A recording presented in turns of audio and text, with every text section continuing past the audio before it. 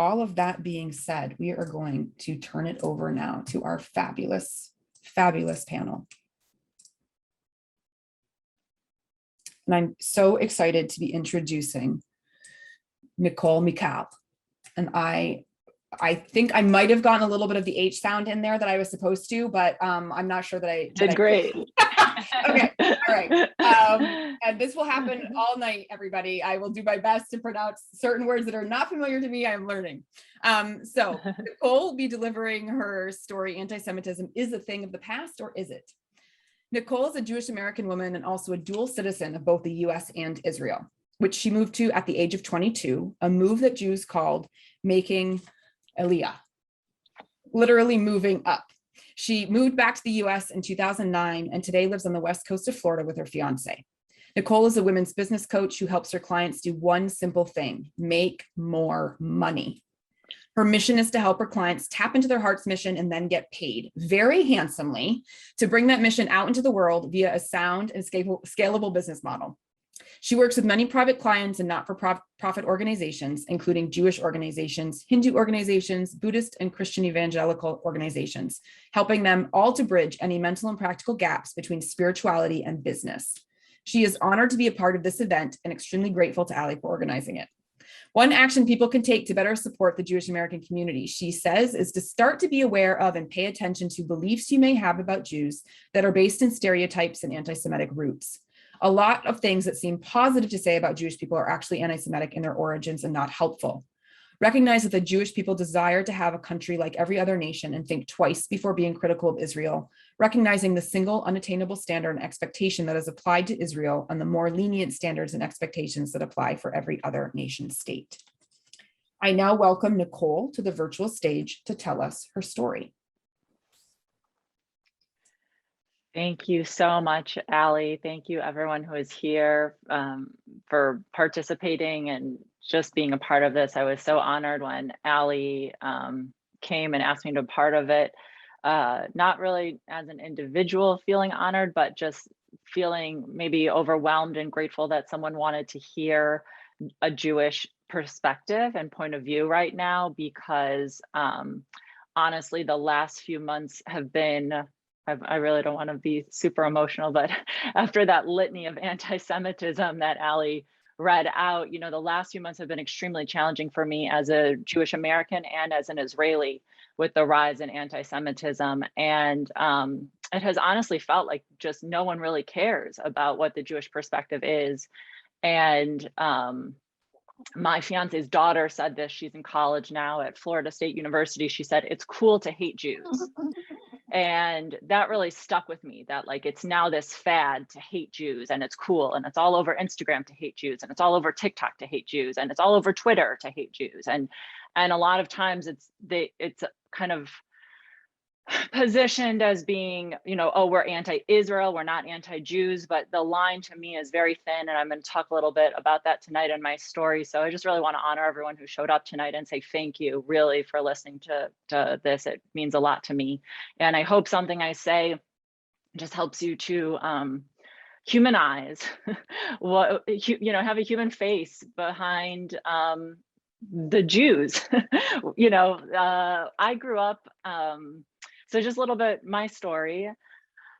My last name is actually Valkamp. My middle name is Michal. And as I became a business owner, I wanted to use my middle name, which is a more Hebraic, it's Hebrew it's the Hebrew version of Michael, Michal. And it just felt right for me to change my name. But I grew up Nicole Valkamp, which is not a Jewish name sounding at all. My dad converted from Catholicism before marrying my mom. And I also didn't look Jewish. You can't tell I'm sitting down. I'm quite tall. I'm 5'9", not typical of Jews. Everyone else in my family is about 5'2", 5'3". I got the Dutch German side that was in my dad's family. And I had lighter hair and, you know, not maybe what some people would consider Semitic features. So, but I grew up in actually a pretty traditional, conservative Jewish household. I went to Jewish day school. I started learning Hebrew from the age of 5 years old.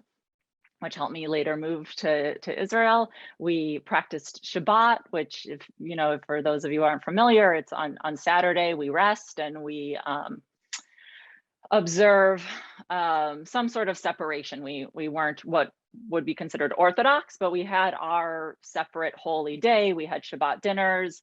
There was just a lot of Judaism in my household. I grew up really feeling very Jewish. And I grew up also in a town that was probably 50 to 60% Jewish, which is like staggering, you know, because most towns, I mean, Jews are 1 to 2%, I think 1% or less than 1% of the US population. So our town was 50%. So I really grew up in a very like me kind of area. And I, in Jewish day school, of course, learned about anti-Semitism.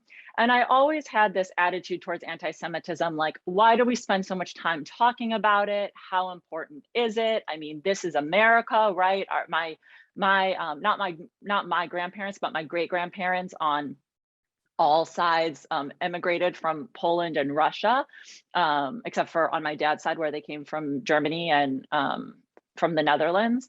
And they weren't Jewish on my dad's side. Obviously, he converted, but he likes to say that somewhere in there he thinks they were Jewish in Poland, and then they became not Jewish, you know, because who wanted to be Jewish in Poland? It was not a very good thing to be if you could avoid it. And this is even prior to Nazi Germany. You know, the history of anti-Semitism in Europe is so extensive, and that's not part of my story, but you know, it kind of is because I'm a Jew, and so anti-Semitism is part of our stories. So, but anyway, I really had this feeling of like, why so much focus on anti-Semitism? Like, can't we just move on already? And that being said, it was very hard to not, you know, grow up in a Jewish household and attend Jewish day school and not talk about anti-Semitism, because I had friends whose grandparents had survived the Holocaust, who had hid, who had fought, who had to eat bugs and live in the woods and, you know, hide under shrubs and had people shooting at them, and people who had money and paintings and lived comfortable lives like I'm blessed to live today, and had it all taken away in a minute. And this was like part of the stories we would hear, and we were always really reminded of how assimilated the Jews in Germany were prior to the rise of Hitler and the Third Reich, which started as early as the early 1930s and lasted for a decade at least. So it's kind of like, I would say, like, why is anti-Semitism such a big deal? But then also kind of in the pit of your stomach, you're like, but they were assimilated and they thought they were safe, and then almost overnight they weren't safe anymore. And it's like this thin line between like, how safe are we really? I mean, I think America is the most amazing country in the world. We have more freedoms and more liberalism here than any other nation in the world enjoys. And at the same time, there's always this like little bit of questioning of like, but how safe are we really? And you know, just to kind of like give some like context for that, I went to a Jewish day school that literally had no name on the outside of the building. The building was just a box. And why? Because we didn't want to attract attention. We didn't want someone to come in and start shooting at the kids or come knife one of the teachers or students after school.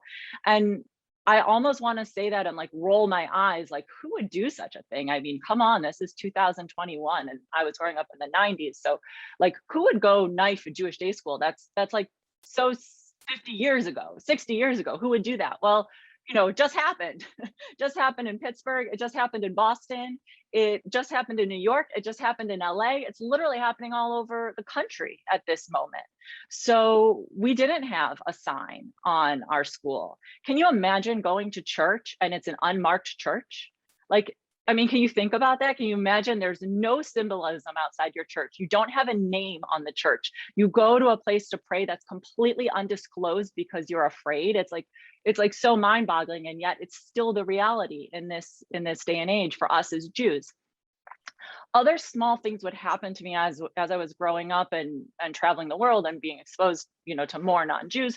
For example, when people would introduce me to their family, if it was a non-Jewish family, a lot of times they would be like, oh, Nicole is Jewish.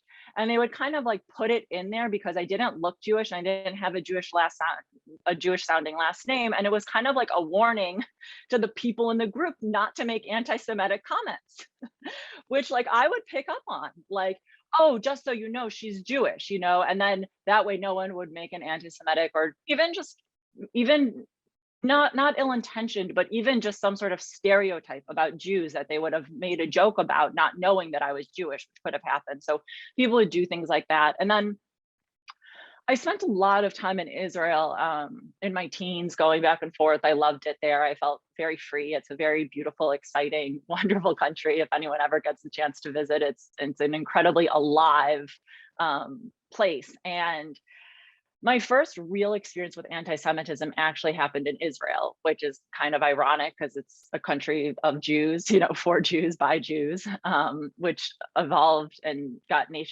became a nation state in 1947 following the Holocaust. And I was there at a party that one of my professors had invited me to. I was taking a class on counterterrorism at the Hebrew University in Jerusalem. And I went to this party, which was filled with people who were there working on behalf of the UN. And it was lots of Europeans, people from all over, mostly Europeans, not a lot of Americans, but some Americans and a lot of Europeans. And there was this French man who I was talking to for a part of the evening, and he was drinking and drinking and getting more and more drunk.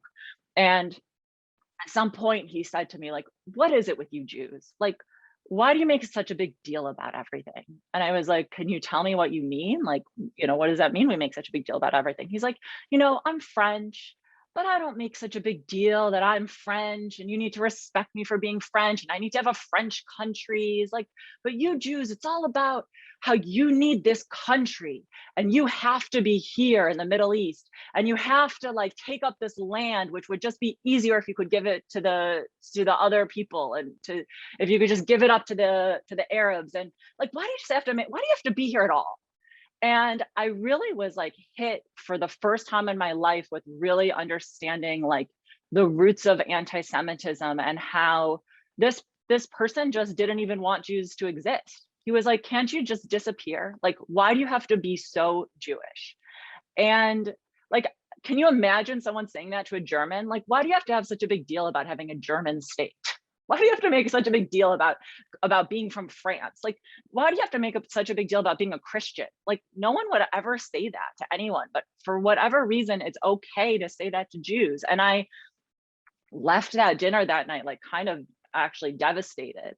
And I realized like, wow, even this person who came here on behalf of the UN, who's working in Jerusalem, working in Israel, he doesn't really believe what he's working for. He doesn't really want there to be an Israel. He just thinks we should all disappear and scatter.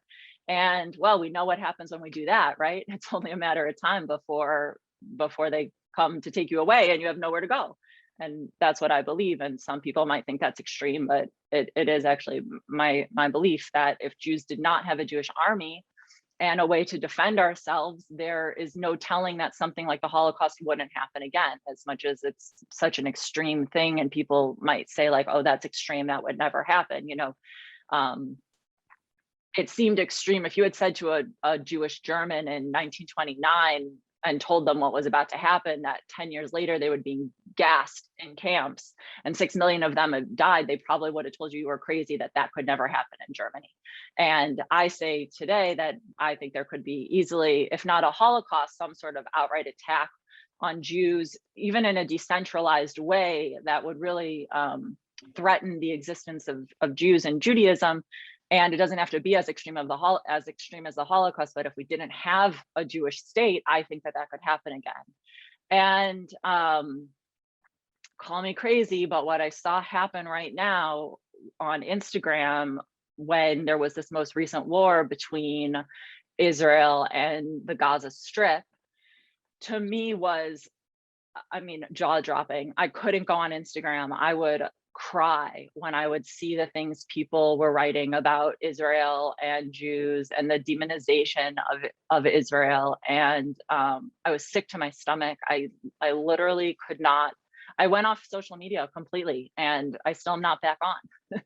And it was when a person, I posted a little bit in my stories about being Jewish and what was going on in Israel and how I'm Israeli, and how it was a very sad time for me that these rockets were raining down on Tel Aviv like every half hour, where I have lots of friends and where I used to live. And someone said, like, yeah, but what about the genocide in Gaza?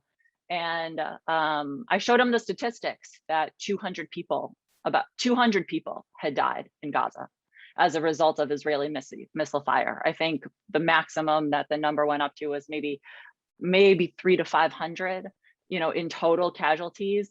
To call that a genocide perpetrated by Jews and Israelis against another nation is so offensive. I mean, it makes my blood boil. A genocide is when millions of people die, not when there are casualties of war. And I'm not saying it's okay for 300 people to die or 500 people to die. I don't want anyone to die.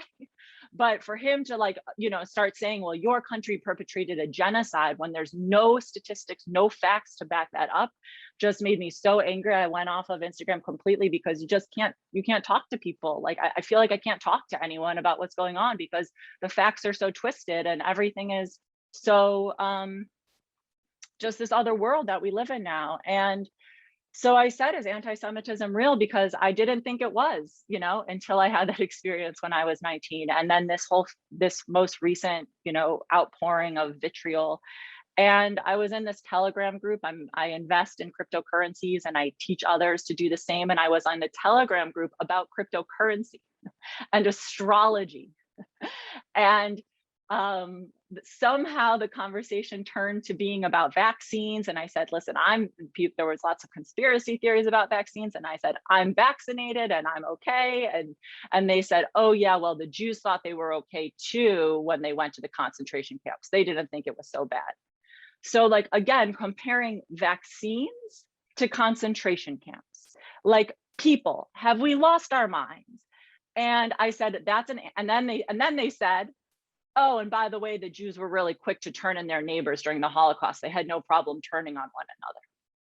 And I lost it. And I said, that's an anti-Semitic comment. I can't believe you would say something like that. And the group descended on me and told me I had to apologize to her for calling her anti-Semitic. So I feel like we live in a day and age where it's hard to make sense of what's right and wrong. But I know that I care about minorities. I know that I care about all minorities and all lives. And what I can't figure out is why no one seems to care about Jewish lives. Just can't figure it out. I believe Black lives matter, and I believe all lives matter. Like, I believe, that Native American lives matter, and I believe Palestinian lives matter. I believe every kind of life matters. But what it seems like to me is that no one thinks Jewish lives matter.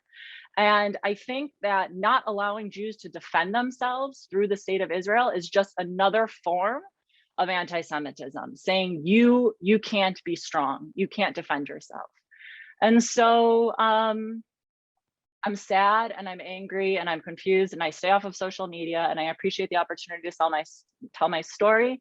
And I just want to say that, I think it doesn't take much for things to go from kind of under the surface to hate and to genocide. And so I just want us all to be cognizant of that when we talk about Jews in this day and age. So thank you for giving me a place to speak and share my experience, and I will pass. Thank you.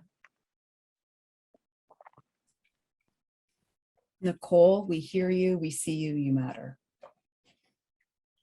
Everyone, I'm going to ask that you turn your cameras off for that 9-second moment of silence, and then we'll come back for our next speaker.